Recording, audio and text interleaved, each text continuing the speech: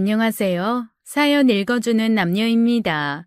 오늘도 와주셔서 감사드리며, 그럼 오늘의 사연 바로 소개해드리겠습니다. 엄마, 나 내일 준비물 사가야 돼. 엄마, 엄마. 어? 그래, 우리 딸. 뭐라고 했어? 엄마, 왜 그래? 요즘에 내 말도 제대로 안 듣고 무슨 생각해? 미안. 엄마가 좀 생각할 게 있어서 그만. 지난주에도 엄마가 준비 안 해줘서 나만 혼자 준비물 못 가져갔잖아. 이번에는 꼭 챙겨가야 된단 말이야. 그래, 미안해, 우리 딸. 엄마가 오늘은 꼭 챙겨줄게. 다시 한 번만 알려줘. 제가 이렇게 반쯤 정신줄을 놓고 살아가게 된 데에는 이유가 있었어요. 바로 남편에게 다른 여자가 생겼다는 사실을 알게 되었기 때문입니다. 남편과 장기간 연애부터 결혼까지 20년이 가까운 세월 동안 아이 하나를 낳고 나름대로 괜찮은 가정이라고 생각하며 살아가고 있었던 제게 이 사실은 너무나도 충격적이었죠. 몇 번 의심스럽다고 생각은 해봤지만 막상 그 사실을 남편의 입으로 직접 들었을 땐 저는 세상을 다 잃어버린 듯한 느낌이었습니다. 처음에는 그저 남편이 제게 용서를 구하고 잘못을 빌었어요. 무릎을 꿇고 제 바지가랑이를 잡으며 두 손을 모아 열심히도 비벼댔죠. 여보, 내가 정말 미쳤었나 봐. 진짜 정신이 획가닥했었나 봐. 미안해. 정말 미안해. 이렇게 빌게 한 번만, 응? 딱 한 번만 용서해줘. 내가 여태껏 20년 가까이 믿고 있던 사람이 당신이 맞는지 나 너무 혼란스럽다. 네가 어떻게 나한테 이럴 수가 있는 거야? 세상 모든 남자들은 그래도 당신은 나한테 이러면 안 되지. 그래, 알아. 당신 나한테 너무 과분하고 항상 감사해. 내가 정신이 잠깐 어떻게 된 것 같아. 그러니까 이번만 눈 딱 감고 한 번만 좀 봐줘. 남편은 자신의 입으로 순순히 바람을 피웠다고 이야기를 했고 울며 불며 한 번만 봐달라고 사정을 했어요. 이 모습은 딸아이도 다 봤었습니다. 아무것도 모르는 11살짜리 딸은 아빠의 이런 모습에 세상에서 가장 싫은 사람을 아빠라고 적기도 했었어요. 너무 혼란스럽고 화도 나서 미칠 것 같았지만 딸아이에게 애비 없는 자식을 만들어주고 싶지는 않았기에 저는 마음을 다시 굳게 먹었습니다. 지금 잠깐만 참으면 분명히 좋은 날이 올 거라는 친정 엄마의 말을 새겨 들으면서 말이죠. 저희 부부는 장기간 연애를 하고 불타오르는 사랑을 했으며 서로에게 없어서는 안 될 반쪽 같은 존재로 여기며 결혼을 했어요. 연애를 하면서 남편은 공무원 시험 준비를 했고 저는 그런 남편을 말없이 서포트해 주었죠. 고등학교 때 남편을 처음 만나 졸업할 무렵 사귀기 시작했고 대학교를 들어간 후부터는 남자친구 겸 가족 겸 그렇게 지냈던 것 같아요. 학교에서 무슨 일이 있거나 알바하는 곳에서 무슨 일 생기면 저는 그 즉시 부모도 아닌 남친에게 먼저 전화를 걸었습니다. 나 오늘 학교에서 무슨 일 있었는지 알아? 글쎄, 내 노트를 몰래 뺏어가서 돌려주지 않아가지고 시험도 제대로 못 보고. 나 이번에 장학금 못하면 어떡하지? 걱정하지 마. 넌 그런 노트 없어도 다 잘하는 애야. 그리고 그런 애들은 나중에 꼭 벌을 받게 돼 있어. 너처럼 착한 애들은 나중에 복을 받게 돼 있고. 그러니 너무 걱정하지 마. 그래도 나 이번에 장학금 못하면 진짜 학교 휴학해야 된단 말이야. 우리 엄마 사정 뻔히 알잖아. 아이고, 걱정하지 말라니까. 만약에 장학금 못하면 내가 휴학해서라도 너 학교 보내줄 테니까. 그런 걱정 하나도 하지 마. 내가 다 해줄게. 남친은 가진 것이 없었지만 늘 이렇게 저를 생각하는 마음은 엄청 컸습니다. 그리고 정말 장학금을 타지 못하자 남자친구는 자신의 등록금을 제게 건네주었고 저는 그 돈으로 학교를 다닐 수 있었어요. 세상에 날개 없는 천사가 있다면 아마 그건 제 남자친구를 두고 하는 말일 것이라며 친구들 모두가 부러워했죠. 남친은 자신의 등록금으로 저를 학교에 보냈고 자신은 그동안 알바를 열심히 했습니다. 과외도 하고 알바도 하면서 돈을 차곡차곡 모으고 미래를 위한 취업 준비도 했어요. 돈이 없어도 긍정적으로 사는 남친의 모습에 저도 참 배울 것이 많다고 생각하며 저희는 서로를 엄청 아껴주었죠. 사실 저희 집은 많이 힘들었어요. 아버지는 안 계시고 엄마는 공장에서 미싱을 하시며 저희 남매를 키워내셨는데 제 남동생이 이런저런 말썽을 피우는 바람에 엄마는 조금씩 모아둔 돈을 깨서 동생 일을 해결해 주시느라 바빴습니다. 저보다 3살 아래의 남동생은 부모님이 이혼을 하신 이후부터 성격이 삐뚤어졌었는데 그 후로 언제부터인가 나쁜 친구들과 어울려 다니고 학교도 잘 가지 않으며 엄마와 제 속을 엄청 많이 썩였었어요. 엄마는 세상에서 가장 착한 사람이었지만 남동생을 휘어잡는 카리스마는 없는 분이셨습니다. 그저 모든 일은 긍정적으로 생각하시는 분이셨고 일이 잘 안 풀릴 때에도 모두 다 자신의 업보라고 생각하시는 분이셨죠. 한동안 그런 엄마가 아주 많이 답답했어요. 이렇게 살면 죽도 밥도 안 될 것 같다며 힘없는 엄마를 닥달한 적도 있었답니다. 엄마는 화도 안 나? 저놈의 자식 또 사고쳐서 엄마 돈을 그렇게 갖다 바쳤는데 엄마가 좀 딱 부러지게 혼을 내서 저놈 정신 좀 차리게 해줘. 언제까지 저러고 살게 놔둘 거야? 남들은 저 나이면 다 일하고 부모한테 효도할 나이잖아. 그러지 마. 쟤도 오죽하면 저러겠니. 그렇게 따르던 지혜비랑 이혼하고 나니까 저렇게 된 거 아니야. 불쌍한 애야. 우리가 조금만 기다려주자, 응? 그러면 언젠가 정신 차릴 거야. 기다려주긴 개뿔. 엄마는 딸내미 고생하는 건 안 보이고 아들내미만 보이는 거야? 엄마랑 나랑 이렇게 개고생하면서 저놈 뒷바라지만 하고 살 거냐고. 엄마도 나도 사람 살듯이 살아야 할 거다냐. 하지만 엄마는 제 닥달에도 한결같은 마음으로 동생을 대해주셨어요. 어린 시절을 생각해보면 동생은 정말 순하고 착한 아이였고 특히 아빠를 아주 많이 따르는 아이였습니다. 무슨 말 한마디만 하면 눈물이 뚝뚝 흘러나올 정도로 마음씨가 여렸고 혼자서는 아무것도 하지 못하고 항상 아빠 손만 잡고 따라다니는 모습이 눈에 선해요. 그런 남동생을 아빠도 아주 많이 예뻐해 주셨습니다. 저는 딸이라서 그런지 엄마 곁에 붙어 있을 때가 많았는데 아빠 손은 항상 남동생의 몫이었고 부자지간 둘만의 시간을 보내는 날도 아주 많았죠. 한 번은 하도 아빠가 남동생만 챙겨서 제가 서운함에 눈물을 보인 적도 있을 정도였답니다. 그런 아빠와의 기억은 제가 10살 때쯤 멈춰버렸어요. 아빠와 엄마는 무슨 연유에서인지 언제부터인가 엄청나게 싸우기 시작하셨고 몇 년간 두 분의 냉전은 계속되셨죠.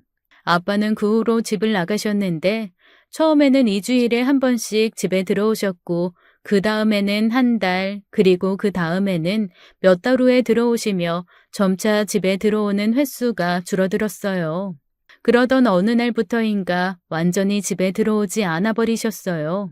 남동생은 그런 아빠를 애타게 찾으며 그리워했고 밤에 잠도 못 자고 울부짖었죠. 아빠 보고 싶어. 우리 아빠 왜 안 와, 엄마?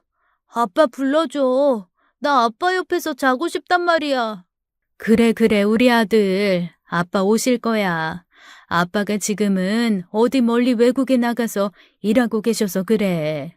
그러니까 우리 조금만 기다려보자. 응? 엄마가 옆에 같이 있잖아. 그러니까 그만 울고. 싫어. 엄마 싫어. 난 아빠가 좋단 말이야. 아빠한테 보내줘 그럼. 아빠가 있는 외국에 나도 보내주라고. 남동생은 정말 많이도 힘들어했던 것 같아요. 저야 뭐 아빠와 많이 붙어있을 시간이 없었지만 남동생은 저하고는 다르게 유달리 아빠에 대한 애착이 강하게 있었던 모양입니다. 그때부터였던 것 같아요. 남동생이 서서히 달라졌던 시기가 말이죠. 그 후로 남동생은 입을 꾹 닫기 시작했고 오죽하면 학교 선생님도 저희 엄마를 불러 상담까지 하셨답니다. 남동생이 이상하게 변하는 것을 보고 학교 친구들은 놀리기 시작했고 은근히 따돌림도 받았던 모양이더군요. 그렇다 보니 점점 반항심이 생기면서 난폭해졌고 불안해했으며 방황하기 시작했어요. 이렇다 보니 저는 성인이 되어서도 항상 남동생에 대한 고민이 많았었습니다. 엄마가 공장에서 미싱을 해서 번 돈을 남동생이 사고친 데에 수습을 하려고 쓰는 것도 정말 짜증이 났고 성인이 되어서도 그렇게 행동하고 다니는 남동생에게 항상 불만이고 답답했죠. 이런 제 고민을 누구보다 곁에서 잘 들어주고 해결해 주려고 나선 것도 바로 지금의 남편이었어요. 대학생 때라서 본인도 아직 어리지만 제 남동생을 만나서 이런저런 조언을 해주면서 참 잘 해주었답니다. 특히 바쁜 와중에 따로 시간을 내서 저 빼고 남동생과 둘이 만나 술 한 잔씩 마시며 친하게 지내기 시작했을 때는 제가 너무 고마워서 어쩔 줄을 모르기도 했죠. 그런 남친에게 저는 어쩌면 너무 많이 기대고 있었는지 모르겠어요.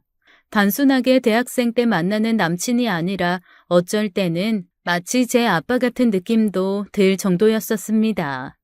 진짜 고마워. 나 솔직히 동생 때문에 너무 힘들고 너무 속상하고 그랬는데 오빠가 이렇게 신경 써주니까 내가 뭐라 할 말이 없네. 당연히 해야 될 일인걸. 네 일은 내 일이나 마찬가지인데 뭐. 나한테 미안해하지 않아도 돼. 어차피 나중에 결혼해서 가족이 될 거잖아. 정말? 정말 나랑 결혼할 거야? 아이, 그럼 당연하지. 내가 너를 얼마나 사랑하는데. 지금도 단 한순간도 떨어져 있고 싶지 않은데. 조금만 기다려. 오빠가 꼭 취업도 하고 돈도 잘 버는 사람 돼서 너한테 멋지게 프로포즈 할 거니까 평생 손에 물도 안 묻히고 내 사랑만 먹고 행복하게 살자. 남친의 사랑은 이렇게나 넘쳐났어요. 남동생도 엄마와 제 말은 잘 듣지 않아도 제 남친이랑은 남자 대 남자로 어떤 유대관계 같은 것이 생겼는지 꽤 잘 따랐습니다. 저희 엄마도 그런 제 남친을 정말 좋은 사람이라고 말씀해 주셨죠. 세상에 이렇게 착하고 인성 좋은 사람 만나기 힘들다면서 결혼해서 제가 행복한 가정을 꾸릴 수 있을 것이라며 기대를 많이 하셨어요. 남자친구와 저는 같은 대학교에 다니지는 않았지만 서로의 학교 친구 선후배 등 모르는 사람이 없을 정도로 잘 지냈습니다.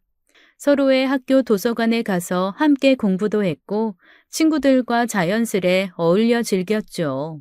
남자친구는 섬세하고 남을 배려하는 성격 때문인지 주변의 선후배도 참 잘 챙겨주긴 했었어요. 그래서 남친 주변에는 항상 사람들이 많았고 그 사람들이 힘든 일이 있으면 남친에게 연락도 많이 했었습니다. 이런 남친의 성격 때문에 대학교 졸업반이던 시절 저와 대판 싸움을 한 적이 있었는데요. 남친의 여자 후배가 지나치게 남친과 친밀하게 지내는 것을 제가 느꼈고 그로 인한 여러 가지 문제들이 발생했었죠.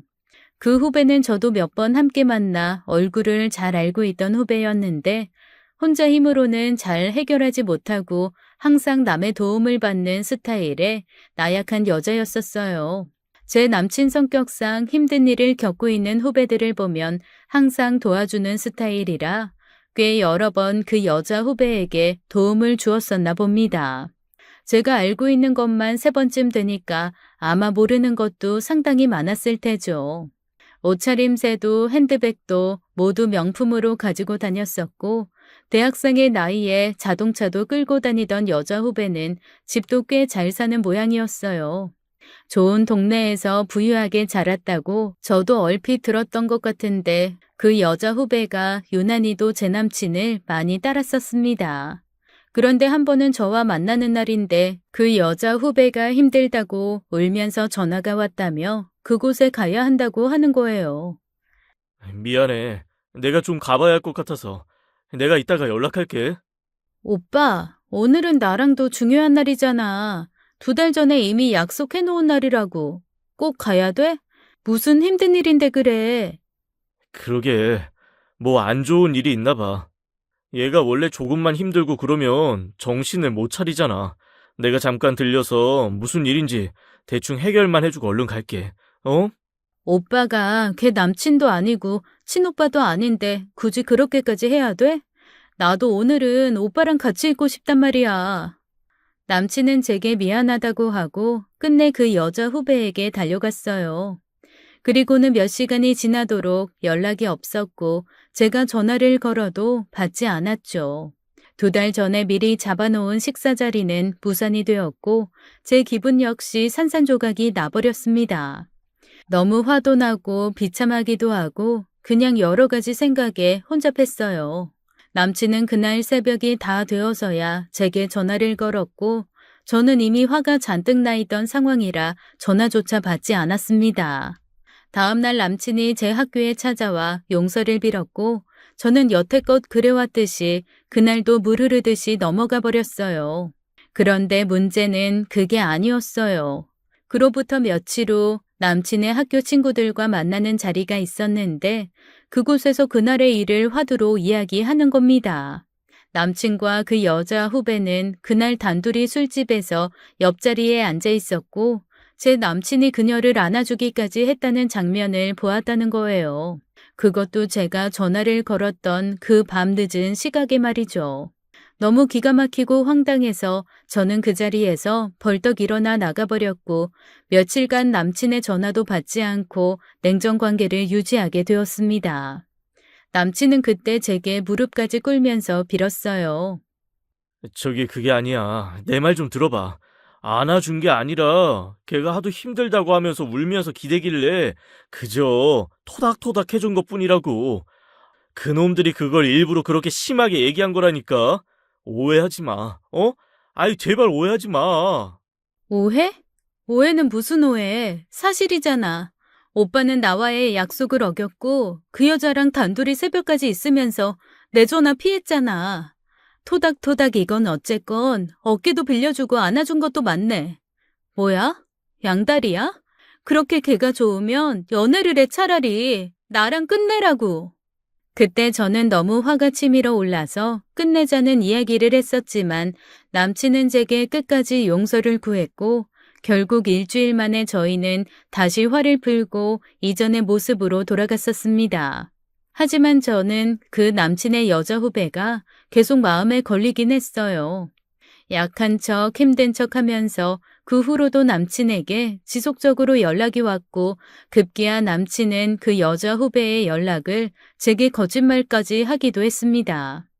저는 그걸 뻔히 알면서도 더 이상 이 일로 싸우고 싶지도 않고 그렇다고 남친에게 너무 구속하고 싶지 않아 어느 순간부터는 믿어버리기로 결론을 내렸죠. 자꾸만 남친의 핸드폰이 신경 쓰이고 그러니까 제가 마음이 너무 힘들어서 못 참을 것 같았거든요. 아마도 남친은 그때 이후로도 끊임없이 그 여자 후배를 도와주고 했었던 모양입니다. 대학 졸업 이후 저는 바로 중소기업에 취직을 했고 남친은 대기업 입사 준비를 했었어요. 저 등록금을 내주고 하느라 남친은 대학교도 졸업하지 못한 채 취직을 준비했고 한동안 저희 커플의 생활 패턴이 많이 달라져서 예전처럼 자주 만나지는 못했었죠. 그래도 항상 서로를 생각하는 마음은 컸었던지라 저도 회사 끝나고 남친의 학교로 찾아갔고 남친 역시 시간이 날 때마다 제 회사 앞에 찾아와서 데이트를 했습니다. 그런데 확실히 저도 사회생활을 하다 보니 대학생의 무직 남친을 만나는 것이 부담이 되기도 했어요. 너무나 고마운 사람이긴 했지만 회사에서 다른 사람들과 비교도 됐고 데이트 비용에 대한 부담도 제가 많이 하다 보니 조금 버겁기도 했었죠. 대학생 때 먹던 음식과 데이트 코스는 사회생활을 하던 제게는 더 이상 많이 즐겁지는 않게 되는 것이 또 이치이더라고요. 더 맛있는 것, 더 좋은 곳을 찾아서 회사 사람들과 노는 것도 큰 재미가 있다는 것을 깨닫기도 했었습니다. 그리고 저를 좋아해주는 멋진 선배도 한 명 있었어요. 누가 봐도 멀끔한 외모에 일도 똑부러지게 잘하는 능력 있는 대리님이었는데 제게 고백을 한 적도 있었습니다. 하지만 저는 제게 너무 소중한 남친이 있었기에 단칼에 거절을 했고 일부러 더 남친에게 집중을 했었어요. 저도 사람인지라 솔직히 아주 조금 흔들리는 마음도 있었던 건 사실이지만 저를 보호자처럼 챙겨주던 남친을 외면할 수는 없었습니다. 남친은 그 후로 대기업 시험에 줄줄이 떨어졌고 작은 회사에 들어갔다가 도저히 안 되겠다며 다시 공무원 시험 준비를 했어요. 그 기간이 몇 년이나 되었기 때문에 저도 남친도 조금씩 지쳐가고 있긴 했습니다. 다시 시작된 남친의 공무원 시험 공부로 인해 남자친구는 다시 학교 도서관에서 많은 시간을 보내기 시작했고 저는 저 나름대로 회사에서 쌓인 스트레스로 인해 힘들어하고 있었죠. 제 생각엔 아마 이때부터 뭔가 이상했던 것 같아요. 공부를 한답시고 제게 연락도 잘 안 했고 데이트를 자주 하지도 못했었는데 알고 보니 그때 그 여자 후배랑 함께 도서관에서 공부를 하고 있었습니다. 저는 그 사실을 알게 되었고 또 한 번 남친에게 얘기를 했지만 남친도 그 부분에 대해서는 지쳐갔는지 제게 한숨을 쉬며 말하더군요. 소희야, 지금 그게 중요해? 걔랑 도서관에서 같이 공부한 게 뭐가 그렇게 중요한데? 난 지금 사활을 걸고 공무원 시험을 준비하고 있잖아. 내가 얼마나 열심히 사는지 안 보여? 지금 그런 쓸데없는 생각해서 사람 의심하고 그럴 건 아니잖아. 뭐라고? 나한텐 중요해. 걔 오빠랑 같이 붙어 있는 거 싫단 말이야. 왜 공부를 같이 해야 되는 건데? 그렇게 중요한 시험 준비면 따로 해야 더 집중이 잘 되지. 도대체 왜 또 걔냐고. 나 걔 너무 신경 쓰이고 짜증난단 말이야. 아, 정말 답답하다. 지금 너는 회사 다니면서 회식하고 사람들이랑 노는 거 정말 재밌지? 네가 내 마음을 알기는 하겠냐? 그러니까 이렇게 답답한 소리 나는 거지. 남친은 많이 지쳐 있는 것 같았어요.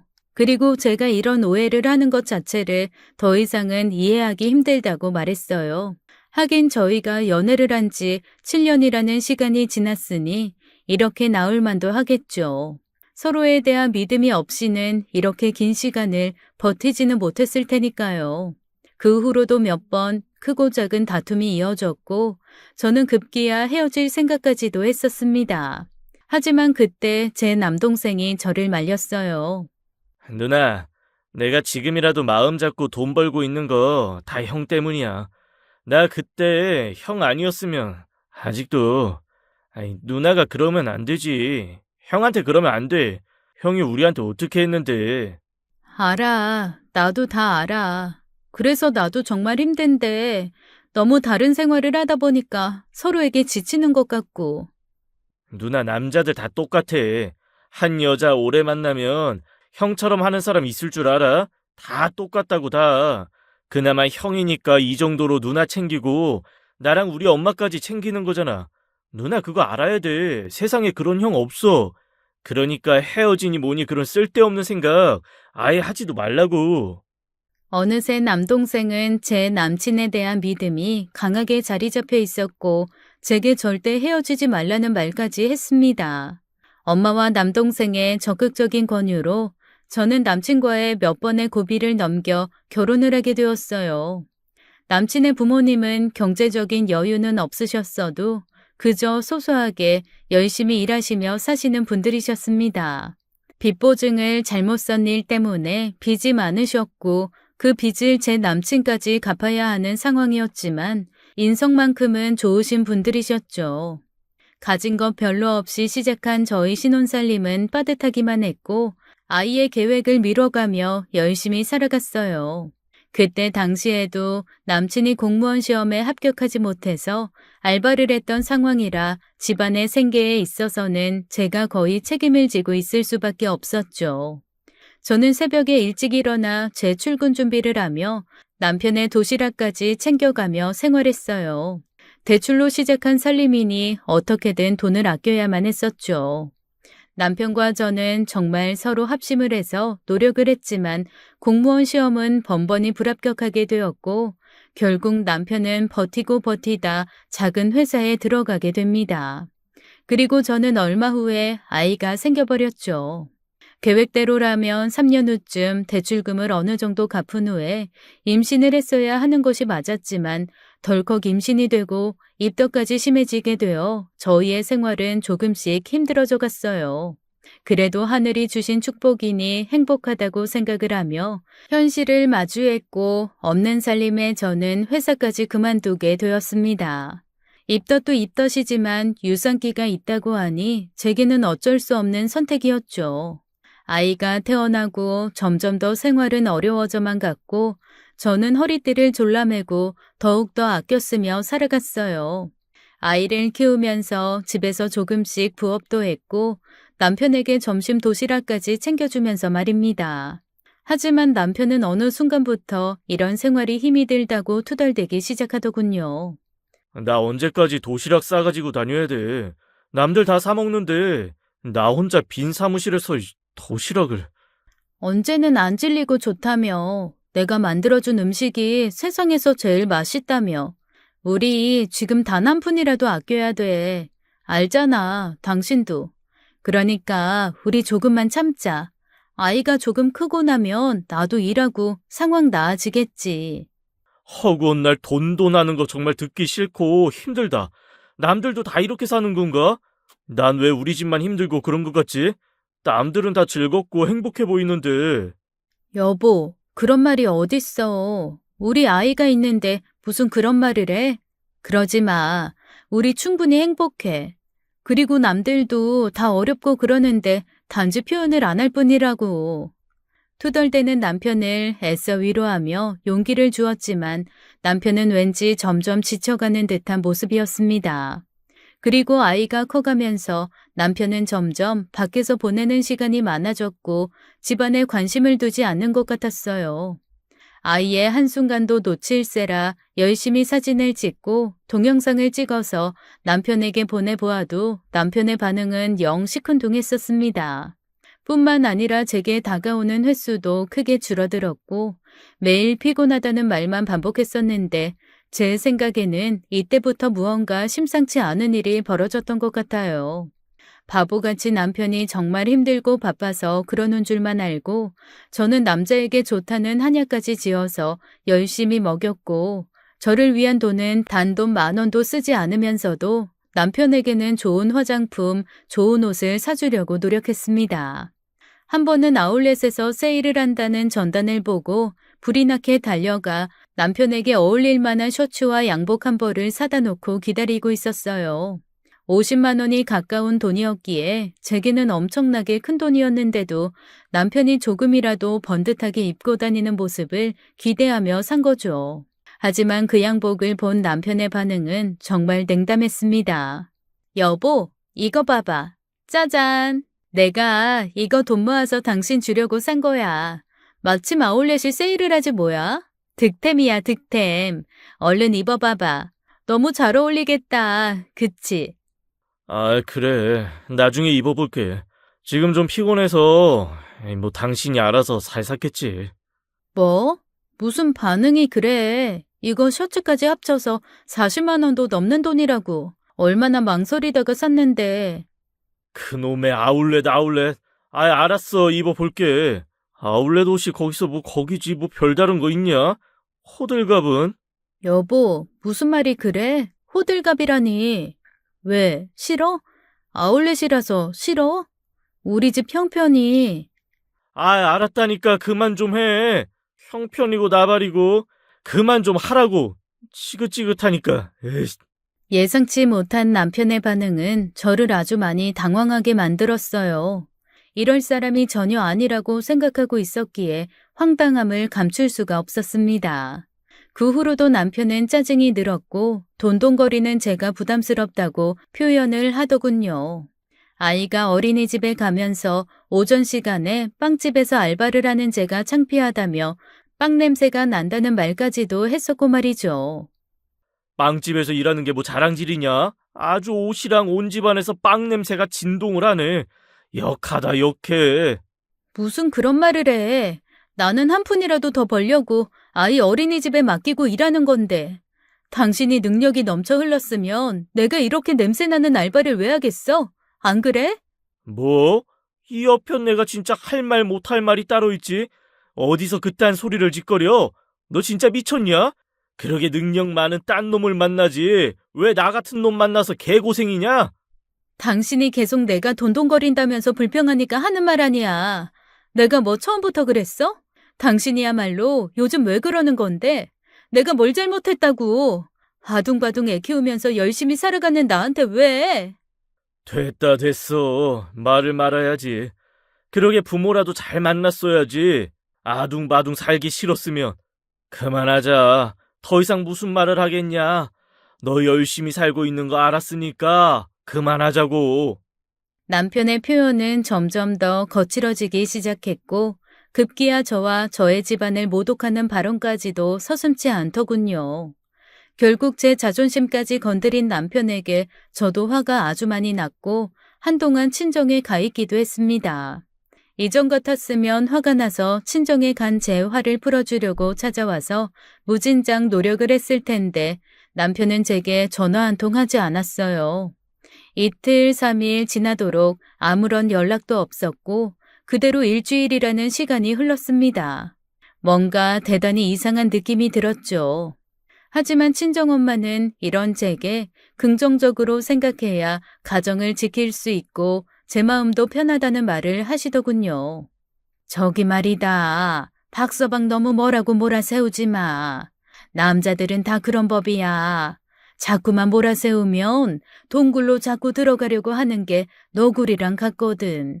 가정이 계속 유지되려면, 그리고 아이한테 아빠 없는 자식 만들고 싶지 않으면 그냥 슬그머니 모른 척하고 넘겨, 응? 아니야, 엄마. 이놈의 인간 뭔가 분명히 있어. 수상해. 아무리 그래도 지가 그렇게 심한 말을 해서 내가 화가 났으면 최소한 잘못했다고 빈말이라도 사과를 해야 되는 거잖아. 변해도 너무 변했고 뭔가 있어 분명히. 나 이대로는 못 넘어가. 절대로. 얘가 자꾸 이럴래? 엄마 말 들으라니까. 엄마 꼴을 봐라. 네 아빠랑 이혼하고 네 동생 어떻게 컸니? 그리고 엄마가 얼마나 고생을 하면서 니네 먹여 살린 줄 알아? 그러지 마, 제발, 응? 워낙에 긍정적인 성격을 갖고 계신 엄마는 제게 참으라고 말씀하셨고 자신처럼 이혼만은 하지 말라고 신신당부를 하셨습니다. 아이가 아빠를 찾아서 어쩔 수 없이 집으로는 들어갔지만 제 화는 여전히 풀리지 않았고 남편의 행동 하나하나를 살펴보게 되었어요. 주말에도 자꾸 밖으로 나가고 집안에서 생활하는 시간을 굉장히 짜증내하고 답답해하는 꼴이 밖에서 뭔가 재미있는 일이 있는 것 같았죠. 그리고 그로부터 얼마 후 남동생에게서 충격적인 이야기를 전해 들었어요. 제 남편이 어떤 여자와 다정하게 회사 앞에서 만나서 술집으로 들어가는 모습을 보았다고 했습니다. 매형한테 누나랑 잘 좀 풀어보라고 말하려고 회사에 찾아갔는데 어떤 여자랑 다정하게 나가더라고. 에이씨, 내가 가서 단판을 지었어야 되는 건데 영 찜찜하네. 회사 여직원이겠지. 아니면 뭐 아는 선후배거나. 니네 매형 성격 몰라? 워낙에 여기저기 도움 주고 나서는 거 좋아하는 사람이라 아마 그런 것 때문에 고마워서 그럴 수 있어. 신경 쓰지 마. 그래도 그렇다 치고는 너무 다정했단 말이야. 내가 사진 그때 찍어 놓은 거 있는데 보내줄 테니까 한번 봐봐. 좀 흔들렸는데 그래도 누군지는 보일 거야. 남동생은 흔들린 사진 한 장을 제게 보냈어요. 저 멀리서 어떤 여자와 다정하게 지나가고 있는 사진이었는데 자세히 확대해서 쳐다보니 어디서 많이 낯이 익은 여자였습니다. 큰 키에 긴 생머리를 한 여자는 명품백을 들고 고급스러운 옷차림을 하고 있었고 잠시 후 저는 그녀가 누군지 알게 되었어요.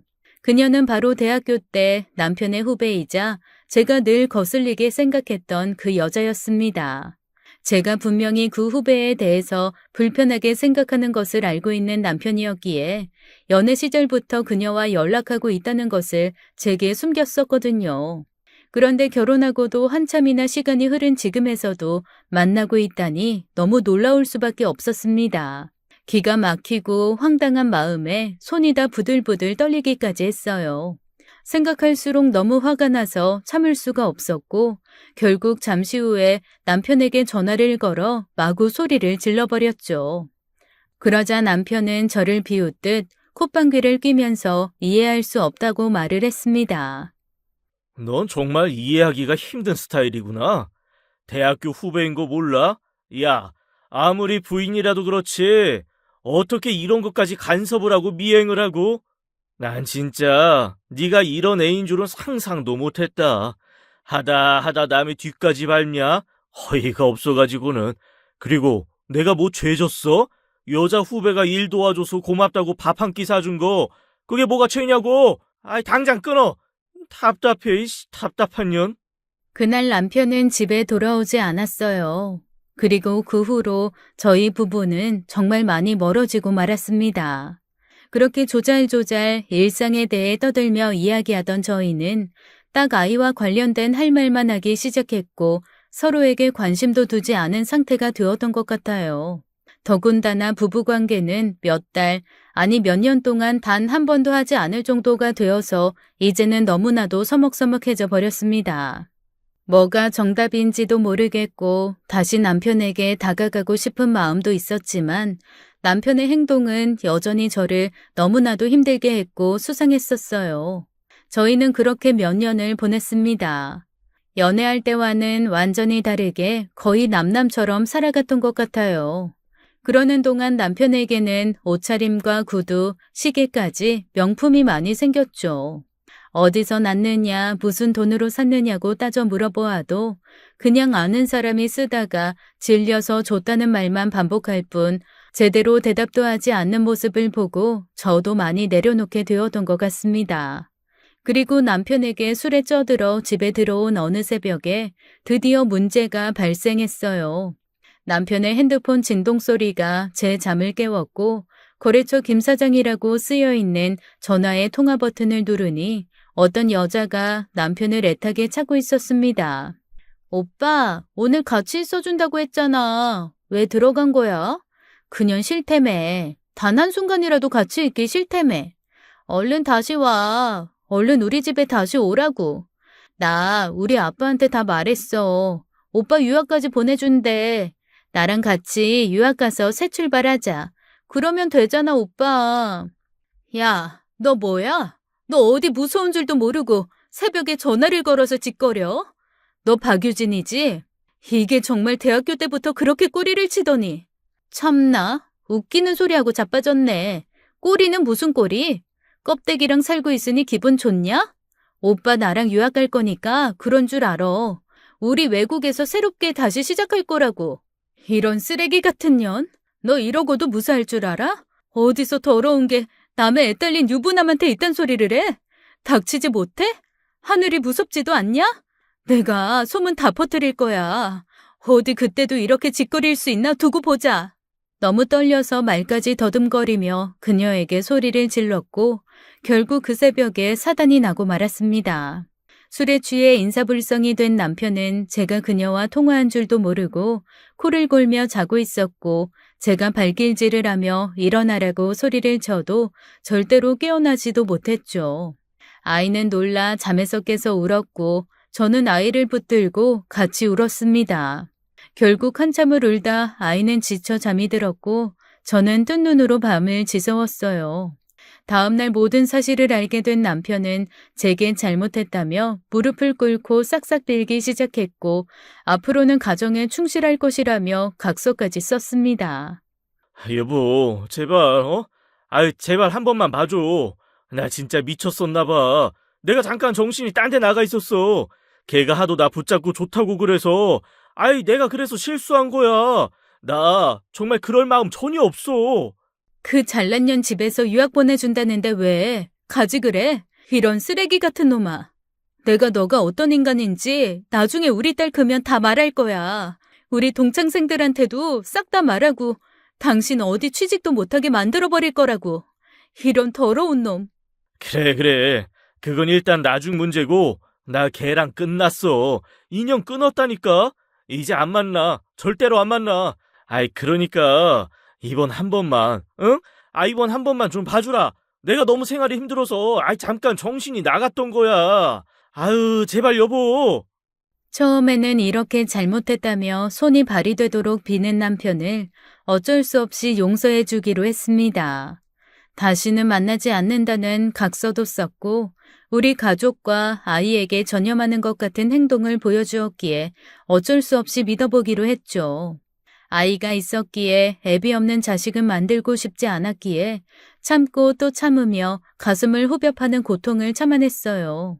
하지만 그 후로 1년간은 잠잠하던 남편이 또다시 변하기 시작했죠. 그리고 급기야는 제게 먼저 이혼을 하자는 말까지 했습니다.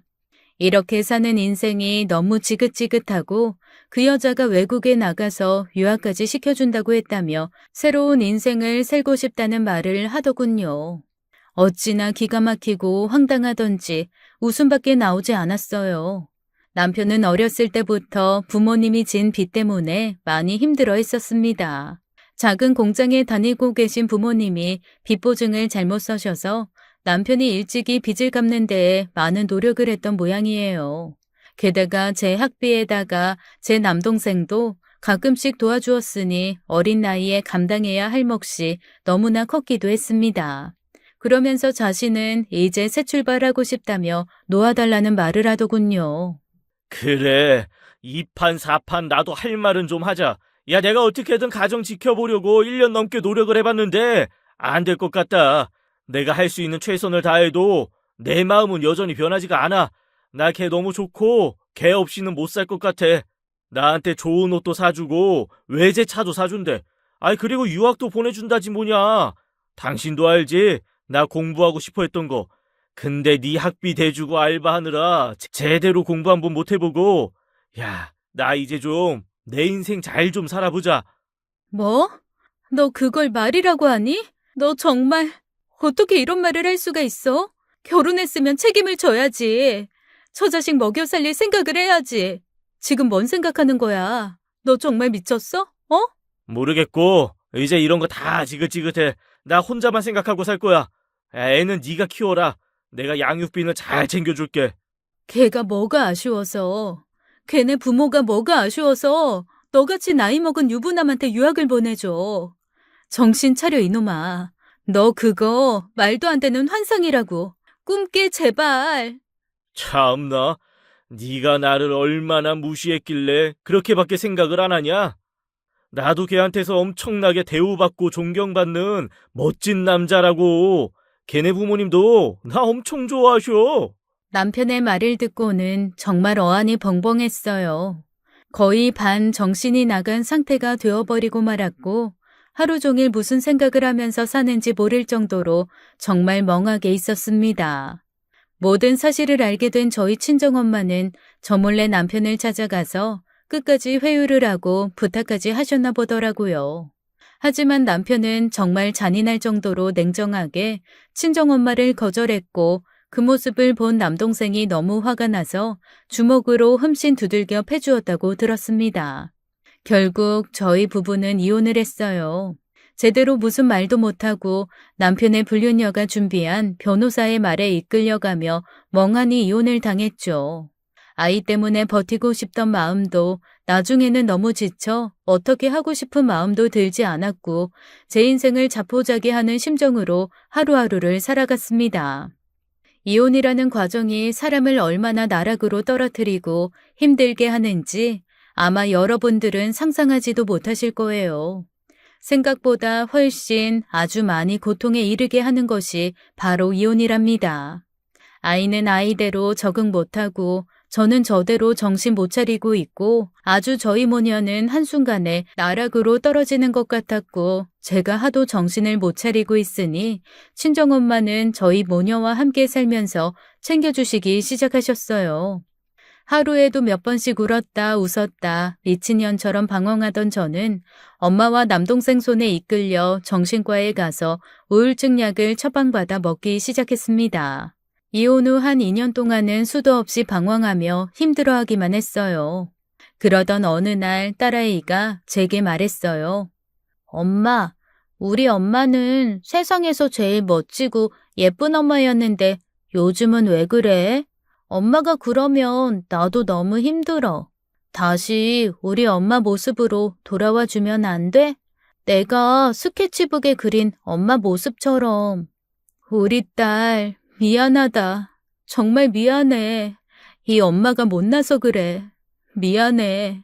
엄마 다시 예전으로 돌아갈게. 조금만 기다려줘. 딸아이의 진심을 알게 된 저는 그날 이후부터 세상과 맞서 싸워 가기로 결심했습니다.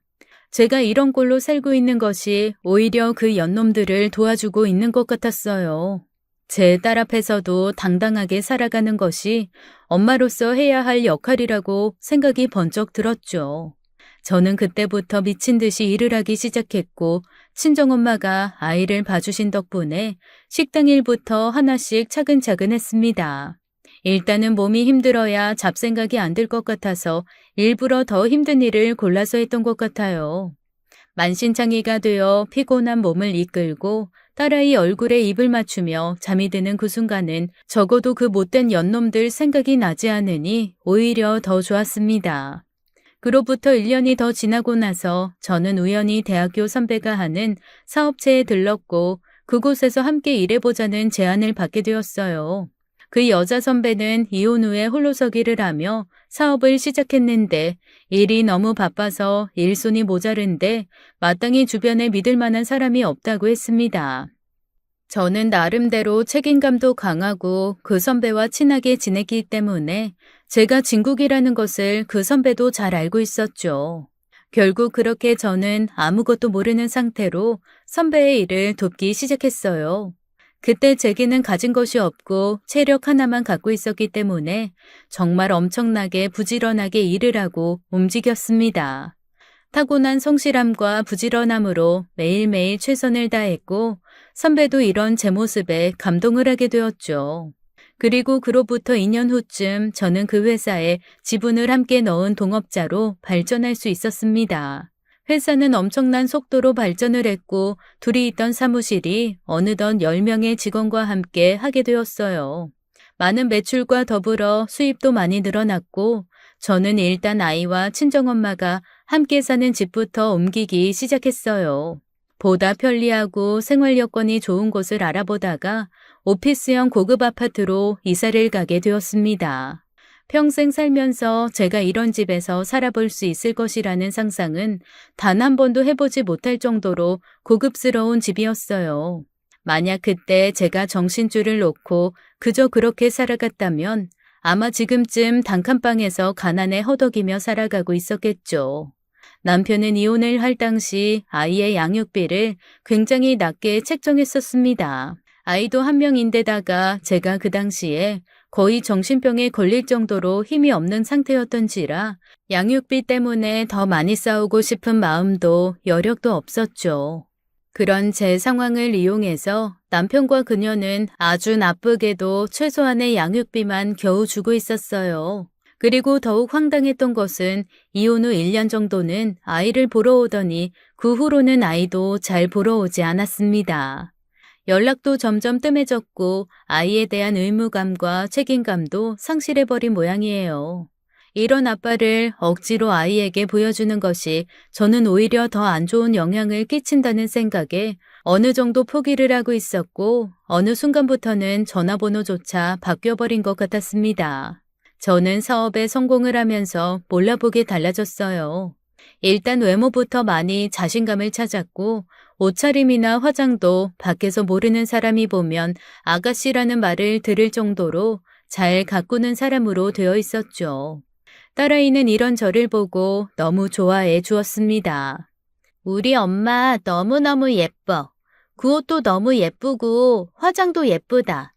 엄마 귀걸이 그거 말고 이거 하면 안 돼? 내가 엄마를 다시 그릴 건데 이 귀걸이 찬 모습으로 그리고 싶단 말이야. 우리 엄마 영화배우처럼 정말 예쁘다. 너무 보기 좋아, 엄마. 정말이야? 우리 딸 눈에 엄마가 그렇게 예뻐 보여?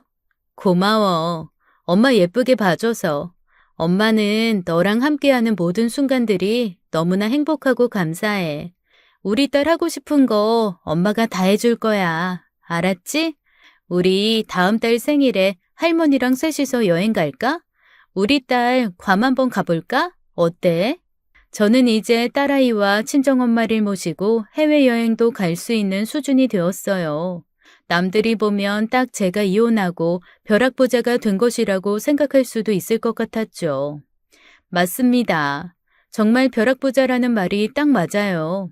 남편과 살 때는 감히 상상도 하지 못할 만큼의 큰 돈을 매월 벌고 있고 아주 감사하게도 계속해서 그 금액은 커져가고 있죠. 그러던 어느 날 저는 상상도 못할 사람을 우연하게 만나게 되었습니다. 그날은 제가 괌으로 여행을 가려고 휴가를 내고 집으로 일찍 퇴근을 하고 있다가 택배기사 아저씨와 함께 엘리베이터를 타게 되었어요. 모자를 푹 눌러 쓴 택배기사는 웬일인지 저를 힐끔힐끔 쳐다보는 것 같았습니다. 뭔가 이상한 느낌이 느껴져 엘리베이터 거울로 힐끔 택배기사를 쳐다보았는데 글쎄 굉장히 낯이 익은 모습이었어요. 땀이 흥건하게 젖어서 땀 냄새가 진동을 하고 있었는데 저는 순간 그 남자가 제 전남편이라는 것을 알 수가 있었죠. 어머나, 당신이 여기 왜 있어? 당신 맞지? 민주 아빠 맞지? 아니에요. 아닙니다. 사람 잘못. 내가 당신을 몰라? 연애부터 시작하면 20년을 함께 했는데 지금 여기서 뭐 하는 거야? 당신 그년이랑 유학 안 갔어? 아닙니다. 사람 잘못 보셨다니까요. 아니에요. 무슨 소리 하시는 거예요, 지금? 귀신을 속여라, 귀신을. 외국으로 유학 가서 연락도 잘 안 하는 줄 알았더니만 기껏 지금 여기서 택배하고 있는 거야? 아주 잘났다, 잘났어. 꼴 좋다. 그럼 니네가 나한테 이렇게 피눈물 나게 하고 잘 살 줄 알았냐? 처자식 매몰차게 버리고 가더니 아주 꼴 좋다, 좋아. 남편을 향해 마구 쏟아져 나오는 말을 차마 제 자신도 감당할 수가 없었어요. 결국 저는 쌍욕까지 퍼부어대며 남편에게 삿대질을 했고 남편은 결국 엘리베이터 안에 있던 택배 물건들을 놔두고 그대로 주랭랑을 쳐버렸습니다. 저는 그 뒷모습을 보며 많은 생각이 들었어요. 그렇게 제게 자신을 놔주라고 말을 하며 매몰차게 돌아서더니 결국엔 이런 꼴로 제 앞에 나타난 게 다 인과응보라고 느껴졌습니다. 그리고 갑자기 그 불륜녀는 뭐하고 사는지 궁금해졌고 도대체 어찌된 영문인지도 알아보고 싶어졌죠. 대학교 후배에게 연락을 해서 그녀에 대해 알아봐 달라고 했어요. 후배는 남친 대학교 후배랑 사귄 적도 있었기에 아직도 몇 명과 연락이 잘 되고 있던 상태였습니다.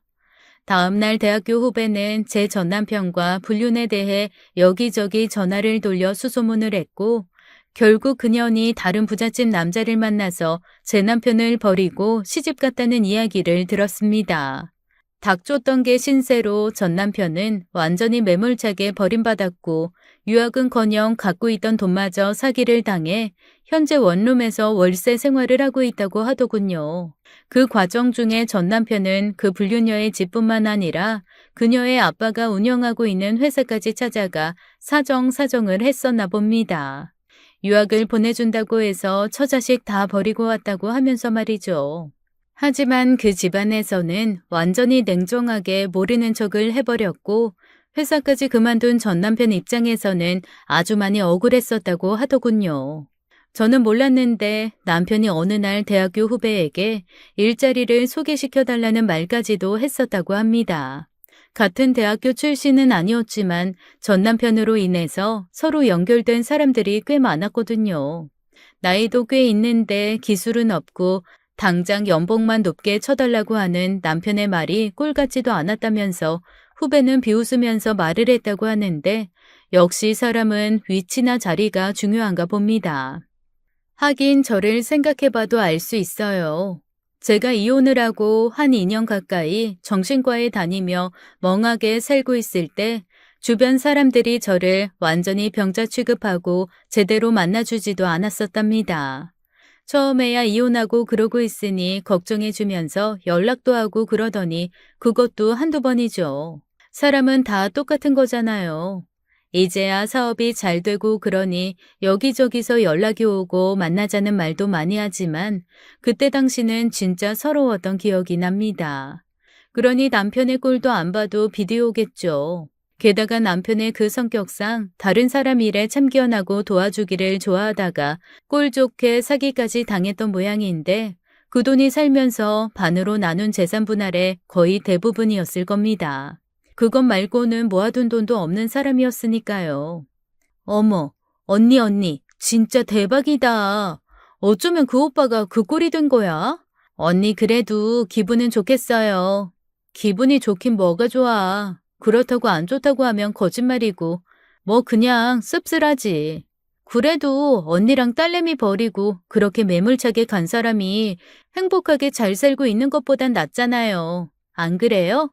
저 같아도 그럴 것 같은데. 제가 다 속이 시원해요. 그래, 거짓말은 안 할게. 한편으로는 속이 시원하고 또 아이 아빠라는 생각하면 한편으로는 씁쓸하고 그래. 알아봐줘서 고맙다. 그렇다고 또 다른 친구들한테 다 소문내고 다니지는 말고, 알았지? 후배에게 전해들은 이야기를 곱씹어 보니 참 마음이 답답해졌습니다. 그렇게 한치 앞날도 모르고 그렇게 날뛰어대더니 아주 꼴이 좋다는 생각도 들었지만 그래도 아이 아빠인데 그렇게까지 망가졌다는 소식이 마냥 좋기만은 하지 않더라고요. 조심스레 남동생한테만 얘기를 살짝 흘렸는데 남동생은 불같은 성격에 그 자식을 가만히 놔두었느냐고 오히려 제게 화를 냈어요. 엘리베이터에서 봤으면 뺨이라도 때리고 발길질이라도 확 해버리지 그 인간을 내버려 뒀느냐고 했습니다. 그러면서 앞으로 그 인간을 만나면 꼭 자기를 부르라며 신신당부를 했어요. 그날 밤 저는 잠을 이루지 못했어요. 그동안의 일들이 주마등처럼 스쳐 지나갔고 행복했던 일 또한 많이 생각이 났죠. 그와 함께한 세월이 워낙에 길다 보니 별의별 일이 다 있었고 희노애락을 함께하던 저의 반쪽이었으니까요. 다음날 경비실에서는 안내 방송이 나왔습니다. 택배 물품을 보관하고 있으니 입주민들에게 직접 찾으러 오라는 방송이었는데 입주민들 사이에서는 그 택배 기사인 제 전남편을 욕하느라 난리도 아니더군요. 아니, 그 택배 기사는 뭔 일을 그딴 식으로 한대? 물건을 엘리베이터에 두고 그냥 내동댕이 쳤다며? 미친 거 아냐? 아주 돈을 날로 벌려고 작정을 했구만. 내가 안 그래도 어젯밤에 전화해서 아주 쌍욕을 퍼부어줬어. 그딴 식으로 할 거면 당장 일 그만두라고. 요즘은 아주 돈 쉽게 벌라고 안달이 나서는. 안 그래요, 애기 엄마? 아, 네, 그쵸. 책임감 있게 일을 해야죠. 맞는 말씀이세요. 남편은 이미 벌을 받고 있었습니다. 그 내연녀한테 버림받고 사기를 당해 힘든 나날을 보내고 있는 데다가 택배를 기다리는 사람들한테까지도 욕을 먹었으니 제가 굳이 욕을 하지 않아도 배가 부를 만큼 많이 먹고 있는 듯해요. 지금도 가끔 연애하던 시절을 떠올려 본답니다. 저를 보호자처럼 아껴주고 챙겨주던 그 모습. 아마도 그때 그 모습만큼은 진심이라고 믿고 싶네요. 아름답고 행복했던 추억마저 거짓이라고 생각하고 싶지는 않습니다. 그 후로 저는 딸과 친정엄마와 함께 괌으로 가서 실컷 놀고 먹고 쇼핑도 하고 돌아왔어요. 아이에게는 차마 아빠가 택배기사 일을 한다는 말은 하지 못했고 그저 멀리서 일을 열심히 하느라 잠시 동안 만나러 오지 못한다고 좋게 포장해 주었습니다. 어쩌면 아이에게는 아빠에 대한 안 좋은 기억을 만들어주고 싶지 않았는지도 모르겠어요. 저 역시 아빠가 없이 자랐기 때문에 힘들고 어려울 때마다 아빠를 정말 많이 원망했었으니 말이죠. 아이가 이제는 어리지만은 않아서 제 말을 다 믿어줄지는 모르겠지만 그래도 엄마로서 최대한 이렇게 하는 것이 맞다는 생각이 들었습니다. 제 딸은 부디 자신을 낳아준 아빠를 원망하지 않고 그저 핏줄이 땡기면 언제든지 보러 갈 수 있는 그런 사람으로 남아있기를 간절히 바랄 뿐 더 이상의 욕심은 없어요.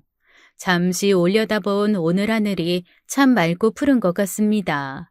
저희 가족의 인생도 앞으로 이렇게 늘 맑은 날만 계속되길 바라며 이 글을 마칠게요.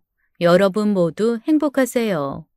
지금까지 사연 읽어주는 남녀였습니다. 끝까지 함께 해주신 여러분 감사드리며 저희는 다음 사연으로 돌아올게요. 감사합니다.